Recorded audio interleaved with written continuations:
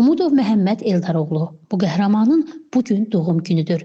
Əzizləri onun doğum gününü hər il toplaşaraq bərabər qeyd edirlər. 1974-cü ildə anadan olmuş Məhəmməd yaşasaydı bugün 52 yaşını qeyd edəcəkdi. O, İqtisad Universitetinin birinci kurs tələbəsi olsa da təhsilini yarımçıq qoyub vətənin keşiyində durmağa gedir. Heç hələ hərbi xidmətə çağırılmayan Məhəmməd ordu sıralarına qatılır. Məhəmmədə ən çox sarsıdan Xocalı hadisəsi olur. O döyüşlərdə şəhidlik zirvəsinə ucalır. İllərdir ağlamaqdan yaşlı ananın gözləri tutulur. Yaşlı atı Eldar baba şəhidlər xiyabanından nə qədər özünü dik tutmağa çalışsa da gözündən axan yaşlar gözümüzdən qaçmadı. Göz yaşlarını gizlətməyə çalışıb məzar başından uzaqlaşdı. Anası, qardaşları, atası Məhəmmədi bugün məzarının önündə yad etdilər. Ana çox qürurlu şəkildə mikrofonumuza danışdı. Mən istərdim ki, bütün Azərbaycan xalqı, bütün dünyada olan Azərbaycan insanları, xalqları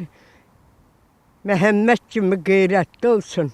Torpağın bir damlası da qalmasın o murdarların qabağında. Tapdağı altında qalmasın.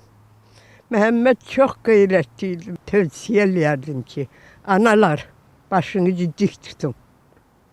Başınızı dik tutun. Torpağı balalarımız aldı.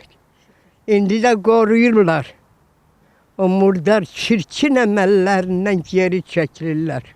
Qəlbində böyük vətən sevgisi olan Məhəmməd Eldaroğlu Umudov daim qəhrəman igid kimi anılacaq. Çünki o hamımızın fəxridir. 18 yaşında şəhid olan Məhəmməd yaşlı ata-ananın həm fəxri oldu, həm də dərdi. Eldar baba və yaşlı anamız bu vətən sevgisini Məhəmməddə yaradan siz olmusunuz. Çünki vətəni sevmək, vətəninə bağlı olmaq ailədən gəlir.